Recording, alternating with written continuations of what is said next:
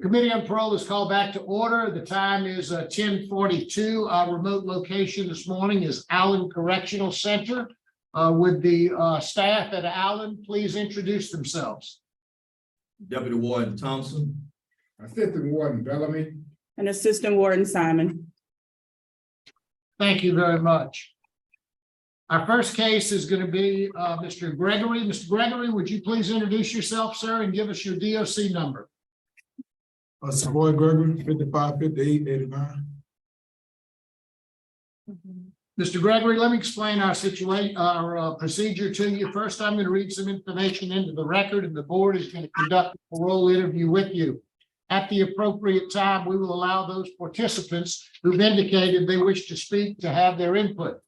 You have a number of people here today to support you. Your brother, Stephen Gregory, will be speaking. Your aunt, Katrina King, will be speaking, and your aunt, Raquel Gregory, will be speaking. Also present but not speaking is Charnay Gregory, your sister, and Tamika Perry, your fiance. In opposition, we have Mr. Randall Meyer with the Jefferson Parish District Attorney's Office. At the end of that hearing, you'll be allowed to make a statement before the board, and then the board will vote. You understand our procedure, sir? Yes, sir. This is the matter of Sevioy Gregory, date of birth June 22nd, 1990. He's classified as a third felony offender. He has a parole eligibility date of March the 11th of 2017, an adjusted good time date of July the 1st of 2028, and a full term date of September the 11th of 2030. He is currently serving an 18-year sentence on distribution of cocaine, violation of controlled dangerous substance laws, simple escape, 2 counts, and theft of a motor, conspiracy to commit escape, 2 counts of, theft of a motor vehicle. Is that information basically correct, Mr. Gregory? Yes, sir. Mr. Gregory, your case has been assigned to me, so I'll begin our interview process. How old are you, Mr. Gregory? 33, sir. And how long have you been in prison on these charges? 11 years. Now, you're in prison, you've been in jail on 11 years on the cocaine, on the drug charges. You've been in jail for 9 years on the escape charges. Is that right? Yes, sir.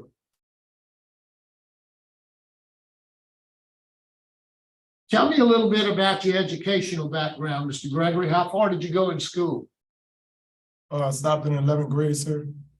Why did you stop? Why did you stop in the 11th grade? My mom took sick. I was moved around a lot. I obtained my GED though after my incarceration. Tell me a little bit about what you did after you quit school in the 11th grade. Did you go to work? Oh no, sir. I quit school. My mom took sick. I really took to the streets. I didn't have guidance.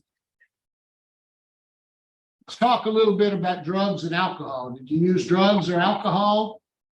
Yes, sir. When did you Yes, sir. start? Let's talk about alcohol first. When did you start drinking alcohol? Never used alcohol, so it was drugs. So drugs is the issue. Let's talk Yes. a little bit about your drug use. When did you first start using drugs? I was about 15. Okay. And what did you start using at 15? Marijuana, sir. And how often were you using marijuana at age 15? Every day. So you were, how old were you when you dropped out of school? About 17, 16, 17. So for the last couple of years while you were still in high school, you were smoking marijuana just about every day. Yes, sir. Okay. Did you progress from marijuana on to other things? Yes, sir. What did you progress to? I started to use cocaine myself. Okay. And how often were you using coke? When did you start using cocaine? I was about 19, 20. And how often were you using cocaine? I was using it every day, sir. Any other drugs? No, sir. Ever try heroin or anything else like that? No, sir. Have you ever had any sort of treatment on the outside? Have you ever gone to any kind of inpatient treatment or outpatient treatment while you've been on the outside? No, sir. I've never tried it.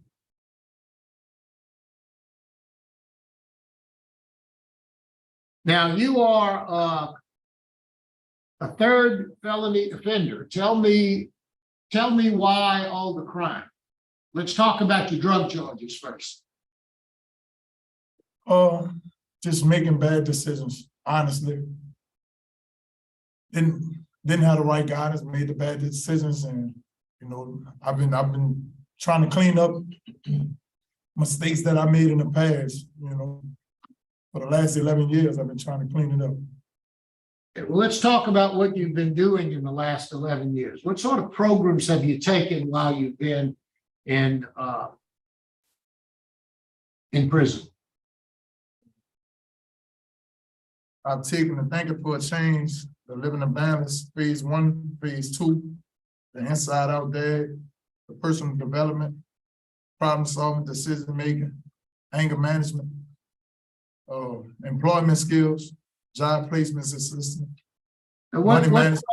what programs did you get the most out of? What do you think has helped you the most while you've been there? I think Thinking for a Change has helped me the most. And when did you take Thinking for a Change?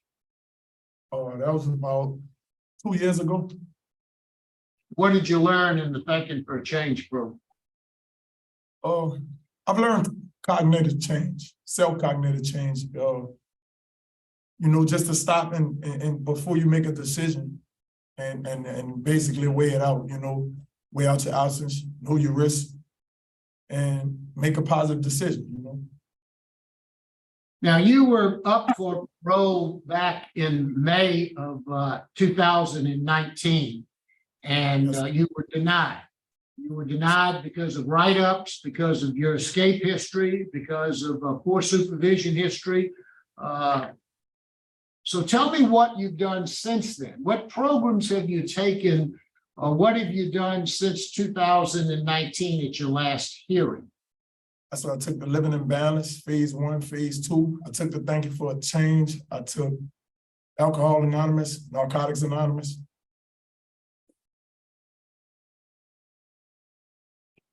Well, since you were denied in May of 2019, one of the reasons why you were denied is because of write-ups. You have 7 write-ups since then. Tell me about that and why. It's been a process, sir. You know, What? It's been a process. I came here to tell you the truth today. And it's just, you know, I've been taking it step for step. I knew I couldn't change overnight. I've just been trying to every day to make change, you know, trying to make sure that every day I do better with my decision making, you know. And I feel like once I walk out, it's going to be a continuous fight. You know, it's a fight that I'm willing to fight, though. I think it's going to be a continuous battle to keep myself on the right track. But with my family support, I think that I'm able to do that. Let me ask you this. Your criminality appears to be drug-related, a lot of it, because of the drugs you take. Tell me about the escape charge. Tell me what happened there and how did that come about? Oh, honestly, I was in a facility that wasn't governed by the Department of Corrections. I received a rap sheet that said I was doing 35 years flat. And I got scared. I made a bad decision, a rash decision. I got scared, knowing that I hadn't took that time in court. When I saw the 35 years, I ran.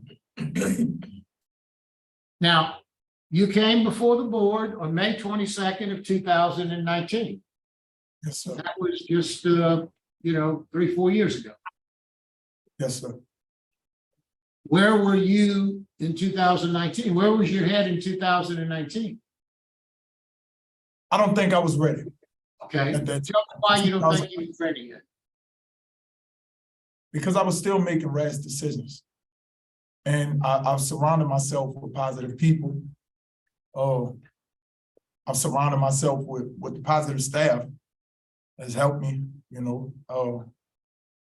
Now I think I stop more often than any, and think about my decision making before I do anything I do. I think about it first, and I think about the risk.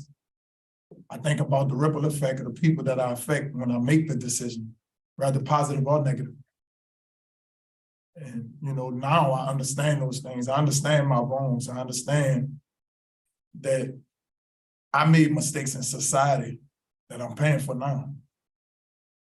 Let's talk about your write-up. What was the contraband that you were charged with in your write-up?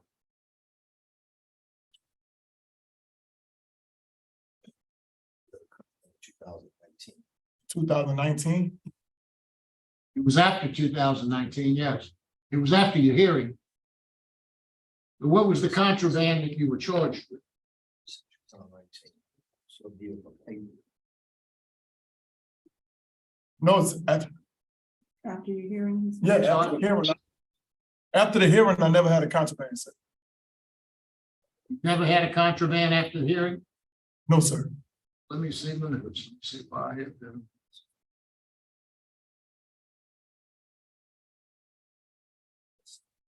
Five, 22, 19, you know.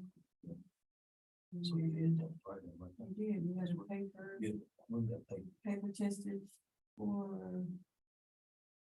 That was out, that was in July, your hearing was in May. All right, you had your hearing. You were denied on May the 22nd of 2019. And I show on July the 26th of 2019, you had a contraband charge. Right, That's not accurate. I mean, that's what your record reflects to me. That's what I see. Yes, sir. They're looking at it now. They're showing it to me. Not me. In 2019, I went up for parole, and I put a lot on making parole that day, and I think I put too much on myself, and the denial itself, it discouraged me, and I made it a bad decision. I started to use again. Ah, okay. So after your last hearing, you went back to using again? Yes, sir. What were you using? Synthetic marijuana, sir. How long did you use that? When did you quit using that? I used it for about a week or two, and I got caught up. And it just was like, it was the setback itself of knowing how much I would have to accomplish to be here again and before y'all. And it's just, you know, that discouraged me itself.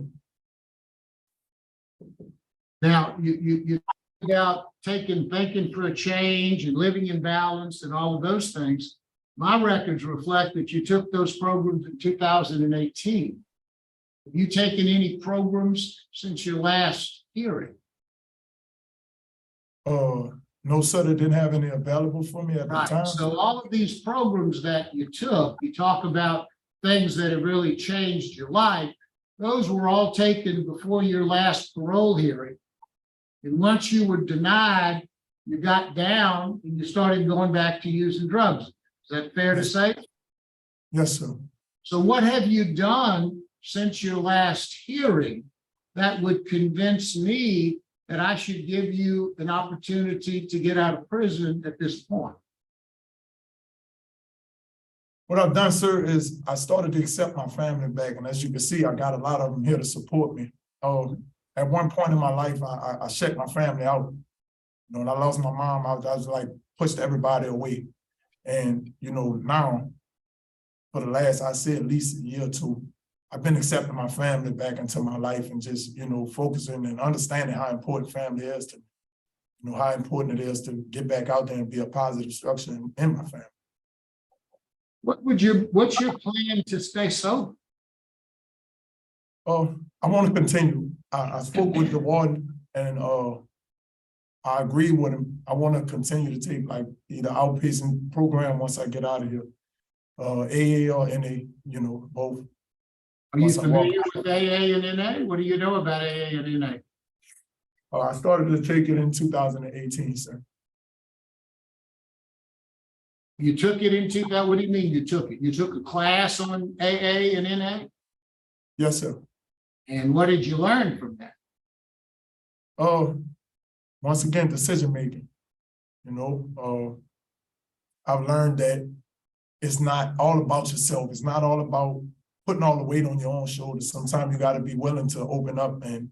But it reach was out after it was after you took that program, you were denied and you went back to using drugs.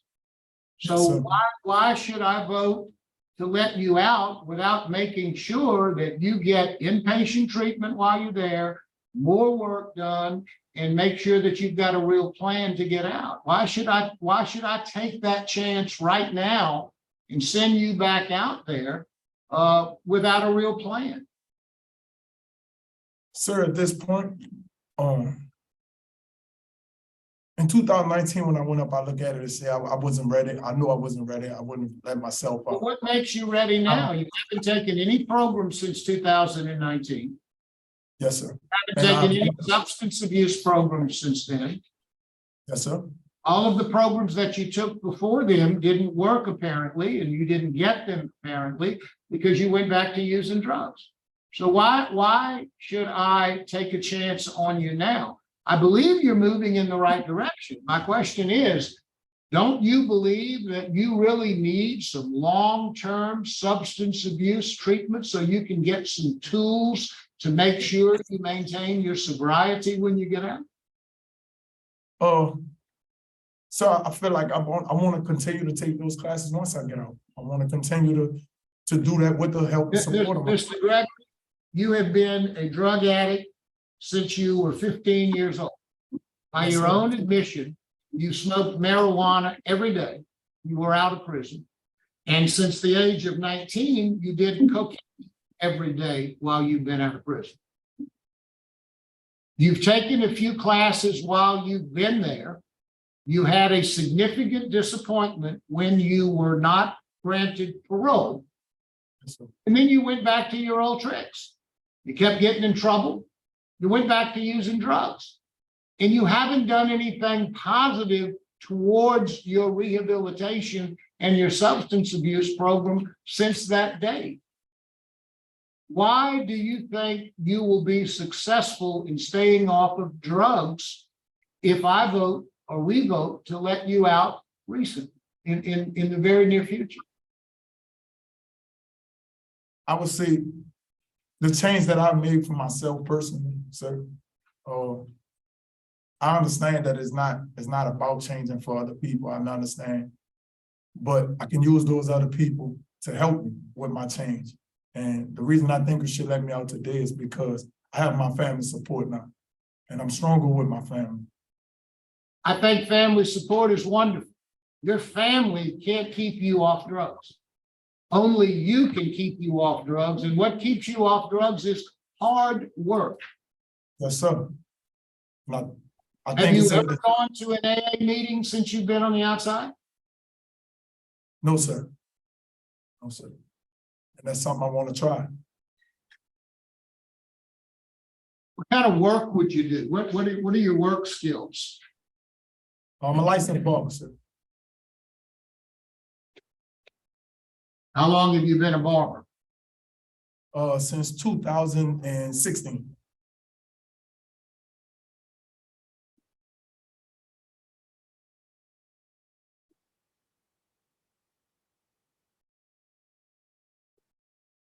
What can you tell us about Mr. Gregory?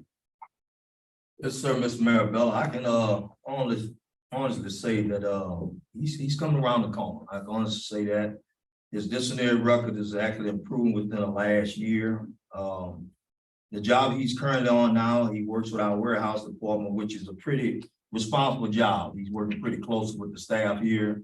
He's doing what's being asked him to do when it needs to actually get done. And he's getting a good rapport with a lot of the staff that's here. And I can honestly say he's coming around the corner. I can honestly say that. Good. That's an excellent report. Thank you very much for your question. I do. Ms. Moore. Probation Parole, good morning, was able to reach out to your victim. They indicated that your crime cost them a whole lot of tools. What do you speak to that? I couldn't really hear you just now. Okay, probation parole reached out to your victim. And the victim didn't have any comments. The victim is not for you or against you. They trust the wisdom of this board to make a decision. But the victim noted that the crime that you committed cost him a lot of tools. Speak to that. What is your view on that? Ma'am, I'm terribly sorry. I apologize for the crimes I committed. And if there's any kind of way that once I walk out of here, I can pay a restitution or be in debt to those people, I wouldn't mind. I'm glad to hear you say that you are willing to pay restitution to him. Yes, ma'am. Because there's a cost. And here's what's concerning to me. You got released on August the 27th of 2011 with your barber's license. You said you got a barber's license in 2008. And then you got arrested August the 24th of 2012. That's concerning for me. We want you to stay out when you get out. Yes, ma'am. So don't rush it. Take advantage. Listen to the wisdom of those men there. I just wanted to put that out there. That's all I had, Chairman. Thank you very much. Mr. Jackson, now we'll hear from your supporters. First, we'll hear from your brother, Mr. Stephen Gregory. Mr. Gregory? Yes, sir. Would you introduce yourself, sir, and tell us what you'd like us to know about your brother? I'm Stephen Gregory. I'm the second oldest child, my mother. I just want to come on here and excuse my voice because I'm kind of emotional. All right, I understand.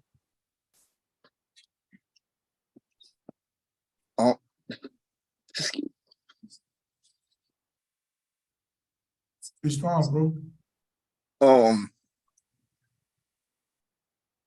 I love my brother.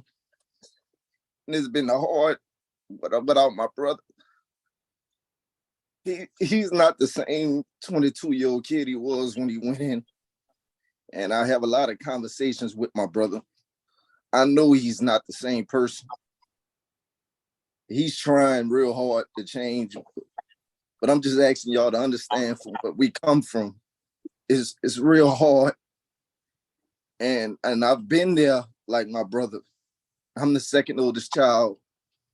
And it's real hard. It's real hard.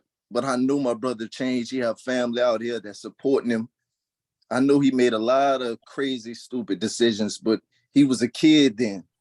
He's 33 years old now. He's a grown man. I know he's changed. And he have my support. He have my aunt's support.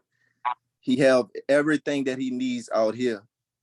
And until he get out here, I don't feel that he's going to be able to make all the way the full change that he need because he's not around his family. But when he get around his family and his children, I know he's going to fight change.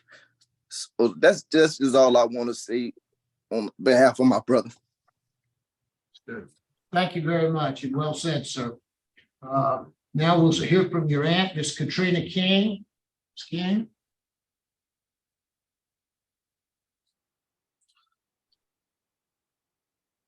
Ms. King, you're on mute. Okay, yes, I'm off.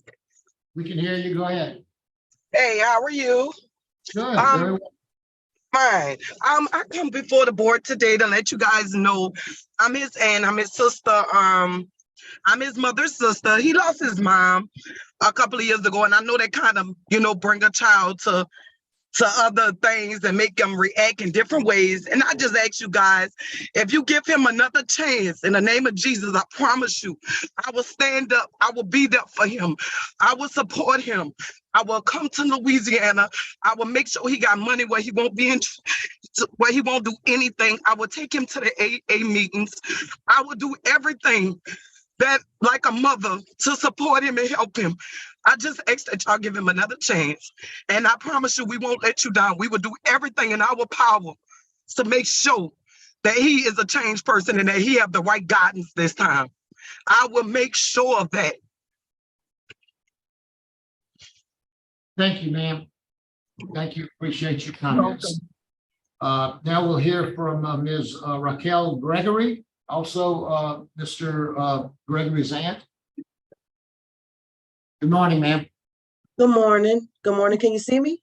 Yes, ma'am, we can, and we can hear you well. Thank you. Okay, I have something that I want to say. I want to say that I pray that you give Savoy another chance. But I want you to give him a chance based off of my life and my situation. I too, sir, have did 10 years in prison. I did 10 years in St. Gabriel, Louisiana. And like Savoy, all I did was get in trouble when I was there. Sir, I'm business owner of 2 businesses in society, legal businesses, one next to the courthouse on 1615 Williams Boulevard. I am an AA counselor where I teach drug and analysis. I earned a high school diploma. I'm in college right now. I'm a married woman. I have 2 children.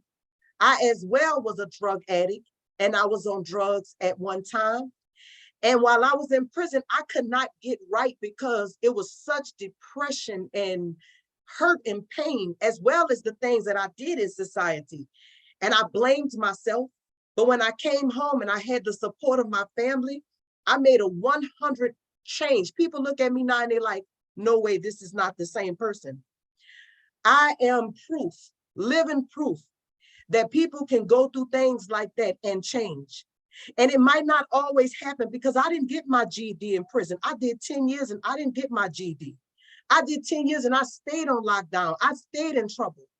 But when I got out and I realized that the world has changed around my kids, I wanted to make a change for me. So I went back to school. I went to college and got my high school diploma. I went back to school and got my AA thing.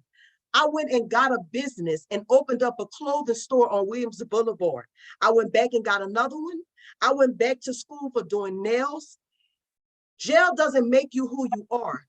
The changes that you make within yourself is who make you what you are. You have to want the change. You could be released 1,000 times and go right back. I know people, every woman that I was locked up with, sir. I promise you, all my friends are sprung out on drugs and they're either dead. It's up to you to want to make the choice. You have to want the change. If you don't want the change, it doesn't matter how many write-ups you get in prison. I heard you ask Savoy that question, sir, and with all due respect, that doesn't matter because when you're in pain, you make rational decisions. When you hurting, you make bad decisions. But when you get a second chance at society, I am registered to vote. I got my record expunged. And I am a business owner next to a courthouse in Kenner, sir. I'm a convicted felony of armed robbery. My mama died when I was 19 years old. My oldest sister, my nephew mama, who was on drugs as well, she died when I think I had to be like, she died like 2 weeks after my mom. We lived on the streets. We went through all kinds of changes. We really raised ourselves, sir. And we adapted to what we thought was right. Because we didn't have nobody telling us, oh, go do this here. This is the right way to do it. No, we was children who lost everything. Mr. Gregory, I appreciate what you're saying, but you need to wrap up. I'm sorry. I just want you to know. I'm sorry. I just want you to know that you can look into anything that I have just told you. I am an AA counselor and I can personally help my nephew. I'm a business owner and he can work with me. He can come into work in any of my jobs and I will be a strong support to show my nephew that I am an example of doing prison time and coming home and turning everything around. I am the example. Thank you very much. And you're correct. You are an excellent example. You should be very proud of your accomplishments. Thank you very much for telling us. We'll now hear from the opposition, Mr. Randy Myers. Good morning, Randall Myers, Assistant DA in Jefferson. We're opposed to Mr. Gregory's request for parole. Now, he says he's changed, but his prison record does not support the fact that he has changed. This panel noted at the prior hearing that he had 38 disciplinary reports between 2014 and 17. Since that hearing, he's had 7 additional reports. The last 2 were February of 2022. And the violations included fighting, contraband, theft, unsatisfactory practices. He's got a low total risk assessment, but his scores are moderate for antisocial thinking, mental health, education, and total needs. He's made some statements that want us to think that he's made some good changes in his life, particularly with regard to the drugs. But after he completed the Living in Balance programs, he had the mojo right up. We would like to see him remain in prison longer, be right up free, get additional programs. Because again, there has been none really since his last hearing. And after he has a little track record showing that he's adjusting and he's doing what he's supposed to do, then the possibility of parole would be available to him. But at this point, we're opposed to his request. Thank you, Mr. Meyer. We appreciate your comments. Mr. Gregory, is there anything you'd like to say to the board before the board votes?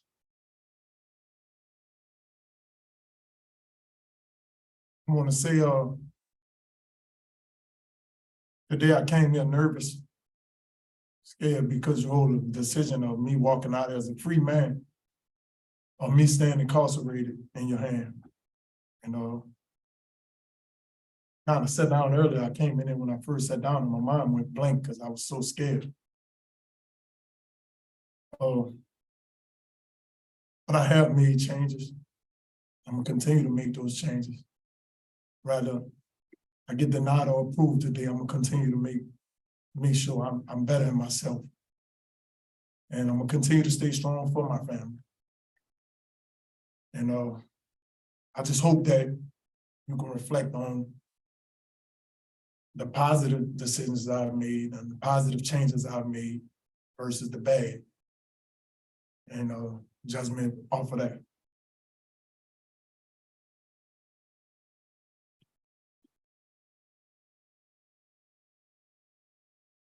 Thank you. Thank you, Mr. Gregory.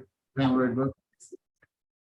Gregory, you know, I've listened to you and you indicated that you were a little nervous about today. I think your interview was good. I think you were fairly honest. I think you believe some of the things that you said today. I don't think you were necessarily dishonest with me. But I think that there's work to be done. You've got great support from your family. Your aunt, who spoke very eloquently about her journey, what she's been able to accomplish. She's accomplished a whole lot. I dare say that if she had a bad experience in prison and didn't get any programs in prison and she had to do it all on her own when she got out, she's the unusual person. Because a person like that usually goes right back to doing what they were doing before. She did not. She deserves our recognition, and she deserves to be making the accomplishments she's made. You've got a poor disciplinary record. You tried to escape while you were in prison. You're a drug addict, and you've been a drug addict since you were 15 years old. You've had some excellent comments from the warden about where you are right now. It appears to me that you've turned a corner.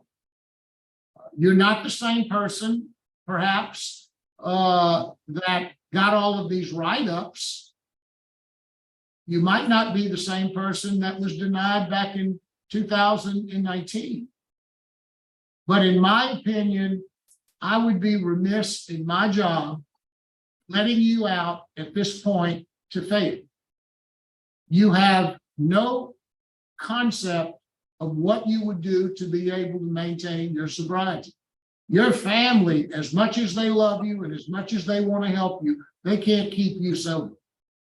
Only you can keep you sober. Your aunt was very eloquent in the way she spoke about how it's you, it's her, she said as she spoke. You're the person who needs to change. I think you're moving in that right direction. I just don't think you're there yet.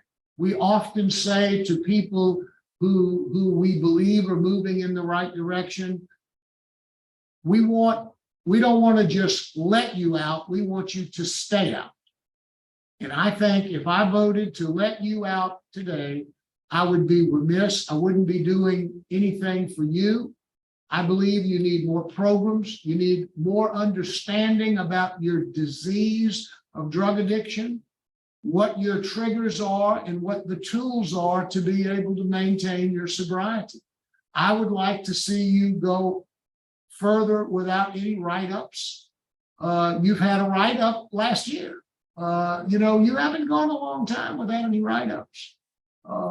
So that's my vote. I would encourage you to continue on your journey. I think you've made the turn, but you've got to keep going forward. So my vote today would be to deny. Ms. Jackson. The board, Please, Ms. Jackson. Mr. Gregory, I've listened to you. I've observed you and I'm looking at you now.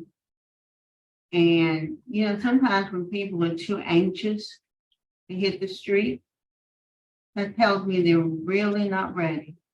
Now, I was a judge for 28 years. And I got to see a lot of offenders, a lot of drug offenders. And they all have this anxiousness to get out and prove themselves that they're going to be able to do this. But really, maturity means you recognize, I don't have it all together. If you think the denial last time, and you're going to be denied today, because I'm going to vote to deny you. But if you think the denials are hard, you need to understand how many disappointments and setbacks you're going to face on the outside. With all your family support, that doesn't ensure success. There are going to be disappointments, there are going to be setbacks, there's going to be the availability of drugs that's far more readily available in the world than they are in prison. And you're not equipped at this moment to cope with that. You don't recognize how much more work you have to do. And for me, what was telling, when you got that denial the last time, you let that cause you to stumble. You let that cause you to stumble. And we've seen people before gotten denied and they, put their head down, they got to work, they took more programs, they didn't get any more write-ups, and they demonstrated that they can handle the disappointments that are sure to come up in life. And I just don't think you're there yet. I truly don't think you're there yet. So my vote today would be to deny as well because of lack of additional programming and additional write-ups since your last denial. Thank you, Ms. Jackson. Ms. Watts. Mr. Gregory, I am very hopeful for you. I really am. So my vote is to grant because of the excellent family support you have here in positive warnings comments after you complete long-term treatment at Steve Moore. I really think you need that. Well, that is my vote. Best wishes to you. Thank you, Ms. Wise. Mr. Gregory, you received 2 votes to deny, 1 vote to conditionally grant. Your parole has been denied today. Good luck to you. I hope you take this as encouragement to move forward and reapply once you get some treatment behind. Good luck to you, sir. Right, sir. Is there any kind of way that I can be submitted to the Steve Hall program? Well, you can request it. We can try to Talk with the warden. facilitate you get in, talk to the warden. The warden might be able to help you to get in there. Well, Bella, I'll talk to him a little bit afterwards. I'll work on it. Thank you, warden. We appreciate your help. Yes, sir. Thank you. You would, Alan?